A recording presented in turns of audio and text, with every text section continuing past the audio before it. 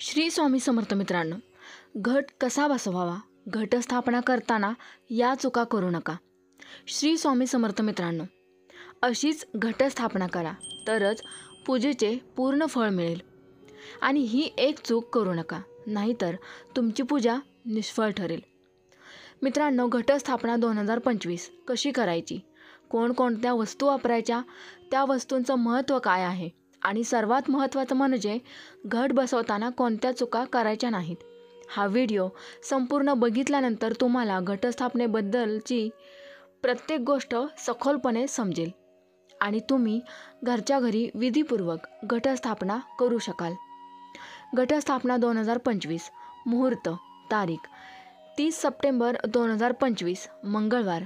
कालावधी सकाळी 6:20 ते 10:30 शुभ वेळ. चुकीच्या वेळी घट बसवलं तर पूजा अपूर्ण राहते. घटस्थापनेचं महत्त्व. नवरात्रीची सुरुवात घटस्थापनेने होते. घट म्हणजे कुंभ, जो विश्व, सृष्टी आणि मातृशक्तीचं प्रतीक आहे. घटस्थापना म्हणजे शुभ ऊर्जेचं आमंत्रण आणि देवीला आपल्या घरी वास देण्याची प्रार्थना. या कुंभात ठेवलेलं पाणी, नारळ, सुपारी, धान्य हे समृद्धी, ज्ञान, आरोग्य आणि शक्तीचं प्रतीक आहे. घटस्थापनेसाठी लागणाऱ्या वस्तू व त्यांचा अर्थ. मातीचं किंवा पितळेचं कुंभ म्हणजेच घट. अर्थ. कुंभ म्हणजे पंचमहाभूतांचं प्रतीक. माती, पाणी, वायू, अग्नी आणि आकाश. याची वैज्ञानिक बाजू अशी: धातू किंवा मातीचे भांडे पाण्यातील ऊर्जा व स्वच्छता टिकवतात.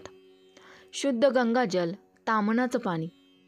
म्हणजे पाणी म्हणजे जीवन, शुद्धता आणि ऊर्जा. स्वच्छ पाणी वातावरण शुद्ध करतं. आम्रपल्लव म्हणजेच आंब्याची पानं. अमर्यादित ऊर्जा व समृद्धीचं प्रतीक आहेत.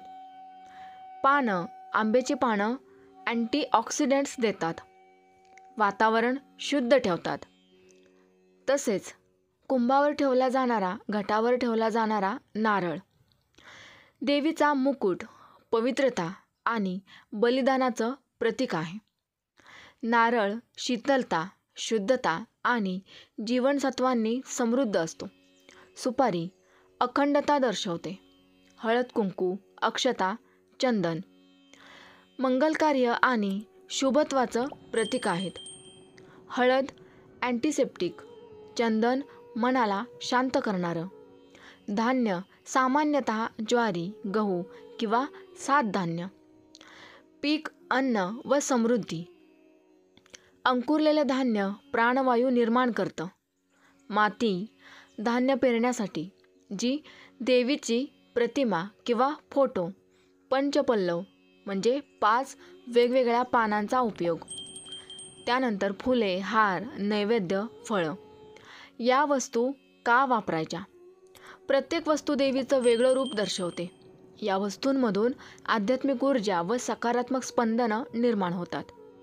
शास्त्र, परंपरा आणि विज्ञान यांचं सुंदर मिश्रण घटस्थापनेत दिसतं. घटस्थापनेपूर्वी करायची तयारी. मंडळी, घटस्थापनेचा विधी सुरू करण्यापूर्वी आपण काही महत्त्वाच्या गोष्टी लक्षात घेतल्या पाहिजेत. पूजा घर स्वच्छ करा. ईशान्य दिशेला म्हणजेच ईशान्य कोपऱ्यात पूजा स्थान ठेवा. शक्यतो लाकडी पाटावर पांढरा किंवा लाल कापड अंथरा. 2. पूजास्थळाची सजावट. रांगोळी काढा. समई किंवा दिवा लावा. देवीचा फोटो किंवा मूर्ती ठेवून त्याला हार घाला. बाजूला सर्व साहित्य स्वच्छ पद्धतीने ठेवा. 3. माती व धान्य पेरणे. पाटावर थोडी स्वच्छ माती ठेवा. 7 धान्य जसं गहू, ज्वारी, तांदूळ, मूग, हरभरा, मटकी, तूर हे पेरा. या धान्यांमधून अंकुर फुटतात, जे समृद्धीचं प्रतीक आहे. 4. घटाची स्थापना. घटात गंगाजल किंवा शुद्ध पाणी भरा. सुपारी, नाणं, दुर्वा व अक्षता टाका. आम्रपल्लवांची पानं लावा. त्यावर नारळ ठेवा. नारळाला लाल वस्त्र, जरीचा दोरा बांधा. घटाला हळद कुंकू लावा.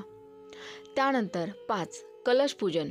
आता घट म्हणजे कुंभ हा देवीचा आसन मानला जातो, म्हणून प्रथम कलशाचं पूजन केलं जातं. मंत्र उच्चारा.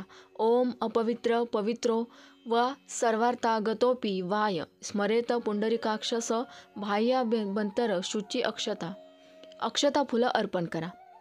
6. देवीचं आवाहन करा. देवीला घटात वास करण्याचं आवाहन करा. मंत्र जपा. ओम ऐं ह्रीं क्लीं चामुंडाय विच्चे. देवीच्या समोर दिवा लावा. धूप दीप दाखवा. 7. आणि संकल्प घ्या. उजव्या हातात पाणी, अक्षता, फुलं घेऊन संकल्प म्हणा. मी अमुक ठिकाणी, अमुक नावाने, अमुक गोत्राने, अमुक तिथीला नवरात्रीच्या घटस्थापना पूजनाचा संकल्प करीत आहे. 8. नवरात्रीचा घट पूजन दररोज सकाळ संध्याकाळ दीप धूप नैवेद्य दाखवा. देवीची आरती करा. 9व्या दिवशी घट विसर्जन करा. आता 9 विसर्जनाची पद्धत.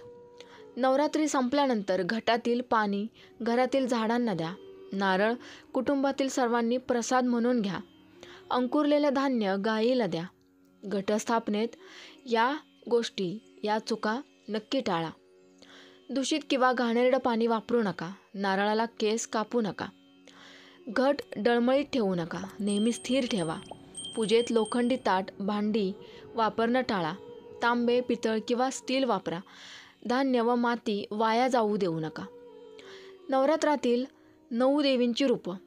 शैलपुत्री पर्वतराजाची कन्या, सामर्थ्याचं प्रतीक. 2. ब्रह्मचारिणी तपश्चर्येचं प्रतीक, संयमाचं शिक्षण. 3. चंद्रघंटा शांती आणि धैर्याचं रूप.